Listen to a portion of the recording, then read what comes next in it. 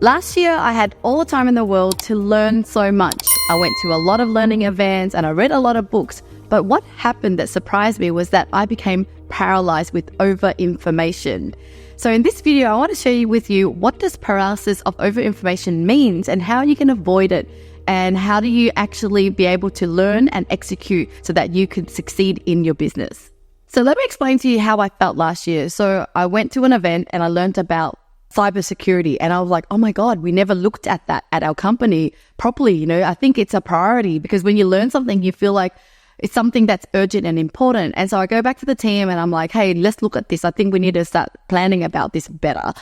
But then within a week, I was attending another event because I joined an organization called EO, and EO is an entrepreneur organization that has 18,000 members, and their role is to create a lot of events so that we could learn from. And so I had the privilege to attend more events within 1 week. And I remember going to another event about finance. And in that finance meeting or information day, I learned about ratios and return on capital invested. And it was new terms that I'm like, wow, I think this is really important. And so I then just felt like, oh my God, there's all these different topics that are, crying out for my attention. And after a whole year of just learning a lot, I found that it was probably one of my least productive years. It's because I learned so much and yet I didn't do as much. And so paralysis is when you're overwhelmed with so many ideas, so much information that you almost feel like stuck. The reason why you're stuck is that you're also cautious. You're like, okay, what else do I need to know about this before I take action? Maybe I need to learn about this. And then when you learn something else, you might end up focusing on that, and you go into that. And so you're jumping around with so much information. And I would say that it's probably comes down to fear of missing out, FOMO, fearing that if I don't learn this, if I don't know about this, maybe I'll fall behind. But what I've learned now is that you rather pick something and actually go through with it, because, in order to actually see success through anything, you really need to actually just see it through and take that action towards the one particular path. So at this moment in time, I really had to look at my role as a CEO at the moment. And one of my core strengths is in sales. And so I tried my best to really focus on sales at the moment. It is so tempting to start to learn about AI or learn about operations because I want to input my ideas and be able to help the team. But I have to really learn to trust that the team can run the other areas, better or as good as myself. And to know that I'm limited in my time, in my capacity, and to really just stick to my zone. And yes, it is almost like trying to avoid drinking alcohol when you've got the alcohol right there. It's me being able to say, look, as much as I want to read this book, right now I really want to read a book called Get Scalable, which is all about operations and how to scale it. The problem is that I feel like if I learned it, it will help me with my sales area. And so this is where we have such a dilemma in business or as an entrepreneur, is that you feel you're so hungry for information, and you also feel like you're going to miss out on core information or gold nuggets if you don't give this a go. And so I'm very tempted, like yourself, to be able to do a bit of this, do a bit of that. But right now it's really about, listing down what is my goals for the year? What is my objective? What is my strength? How am I going to contribute the best to my company? And knowing that sales is my area, I'm really focusing on that at the moment, and, doing training, reading more books on that, and then just really prioritizing that at the moment. And here's the thing, even though you choose a topic like sales, there's still so much within sales that you can choose from. So, which expert to listen to, which book to really read. And I think one of the cool thing is that you can always ask for recommendations. So when I'm part of my entrepreneur networks, I'll be like, hey, does anyone know what's the best book on this topic? Or do you know someone that specializes in this area? And so within sales area, I was able to talk one-on-one with different people from around the world, people in Australia as well, and just learn the different strategies. And last year, towards the end of the year, I really learned about cold calling. I learned about, cold email outreach. Well, those are the strategies that we haven't tried really at Outsourcing Angel. But after speaking to these experts and people who have done it before, I was able to filter out that I actually don't want to focus on that area, because within sales, there's like 10 strategies. And so what I learned from talking to people was that I cut down my learning time. I don't need to deep dive and learn more about cold calling and whatever else. I got to hear their experience and realize that, oh my God, you know what? It would take just as long to actually build up a system or get familiarized with that particular strategy. But the strategy that we're doing at Outsourcing Angel and for myself is video marketing.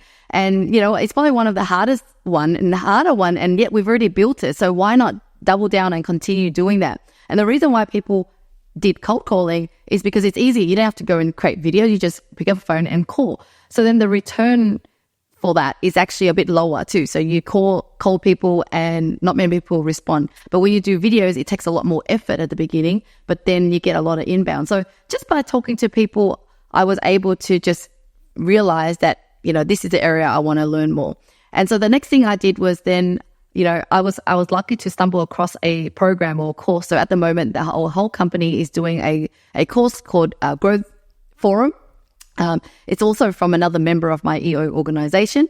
But what I believe in life is when you're seeking something, things come. So as I was seeking sales and I want to improve in that area, I happened to interview David Bastuka. That's his name. He's on the EO Business Podcast and you can listen to him. But he started to talk about sales and I learned that he was running a program and it just fit right into the things that we need at the moment. And so I feel like we have to really be selective and know when to actually filter out, information and hone in. And then once you hone in, it's like, how do you actually be more smarter with your time and leverage by talking to the right person rather than spending hours digging into your own courses and YouTube and just trying to figure things out. Just, cut to the right people to ask and then continue to network and have that conversation because you never know when the right things will come. And at the moment, I'm really glad that we found a sales program that all of us, including myself, and our team who are able to actually do this course together. One other thing is that when I'm learning a lot, I tend to also have so much information and ideas to throw it to the team. And one thing that I've learned over the years was that back then I would just pop up a message on Slack and just like, hey, check this out, check this out, check this out. But what I try to do a lot nowadays is just kind of gather all the ideas in one and then wait for our weekly meeting and then share all those different ideas.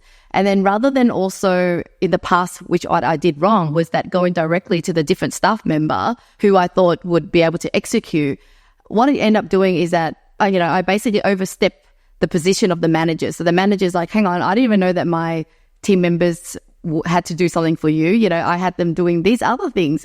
And so I really learned to stick, in my space and wait for the right time to share the idea to the managers so that the managers will actually be able to filter through because they know the capacity of their team and they'll be able to say, hey, is it okay that we implement this for now and we'll wait for another time to do this because the team is working on this right now. And so I found that when you have team members, it's about respecting their position. It's about, waiting and respecting their time and gather all the information and be able to, have a session and then you share them all and then let them have a choice to also decide on what they can execute within their time frame. And then you have to use a project management tool to be able to put all those ideas in, put all those, tasks in, and then allocate a ideal deadline so that your team members can actually execute it on time. Because the last thing you want to do is give them tasks, no deadlines, or say that it's due now for everything. And that will overwhelm people. And I made that mistake when I was starting out. I was chaotic inside. And so I was living a very chaotic work life. And my team would feel very chaotic as well. And now I learned to kind of hold myself back so that I don't overwhelm the team as well. So just to wrap up this video, I want to remind you that don't be FOMO. There is always more time and more opportunities for you to learn something. It's best to pick an area that is going to yield the most results and just execute and really learn from actually doing the work than trying to learn so much that you end up being paralyzed and do nothing at all.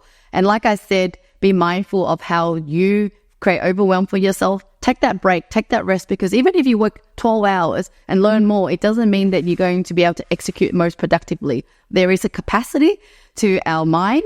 We can become more fatigued. We can become more tired. And so it's really important to just, work at a limited hours, limit your information that you overload to yourself, and then be mindful with the way you work with your team. But yeah, thank you so much for watching. I hope this information has been useful. If you have any questions or comments for me, let me know in the comments below. If you have any particular topic that's specific to your own business or your own challenges, I'd love to be able to help. I have a mentoring program as well. But other than that, I'd love for your support if you could subscribe so that more people can be exposed to my video content, and I will be encouraged to do more videos for you guys. So thank you again for watching, and I'll see you again in the next video.